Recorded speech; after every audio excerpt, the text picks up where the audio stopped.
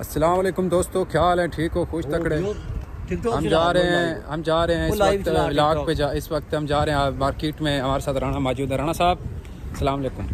राणा साहब अच्छा आपसे ये बात करनी थी, अगर जो दोस्त इटली में आना चाह रहे हैं उनके लिए आप क्या पैगाम देंगे? आओ उत्थे खजल खराबी है बाबा जी, इतने भाई लोग इस वक्त जो हालात है ना, इस वक्त काम बिल्कुल डम में हुए पड़े हैं। भांडे भूंडे भी धोंगे 1000-1200 रुपया बनूगा, रुपया 3-4 लाख बन जाता पाकिस्तान। उत्थे कोई 3-4 लाख सैलरी वजीर आज़म तो अलावा किसी दी है नो। लेकिन भाई एक से सच्ची गल दसनी ना, सच्ची गल ना अल्लाह ही कसम टालिया सही आई हो बेनिकमा भाई किसी का जिद्दां भी जुगाड़ लगदा अल्लाह ताला नूं याद करो।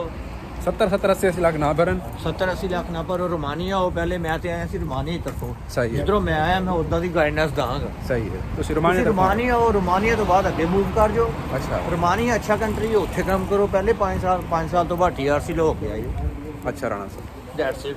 राणा साहब रोमानिया तो सकेरे ही चाहे हुए साल विच रोमानिया 2022 CRG एजेंसी तंदूर रिक्वायरमेंट कदीर साहब ज़हीर साहब पाकिस्तान फैसलाबाद।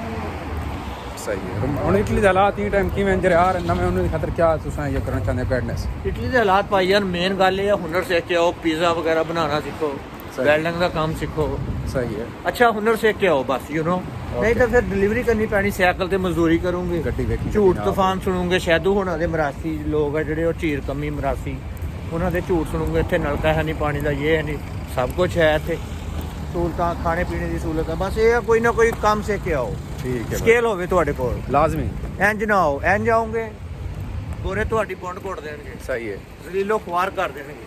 इन्हें कोई मजदूरी शक भी नहीं। करोगे, रोंगे भी, या फिर बर्तन धोंगे। भाई साहब तो राणा साहब की गल दो ही सुनी होनी है ते राणा साहब जो फरमा रहे हैं बिल्कुल सही फरमा रहे हैं।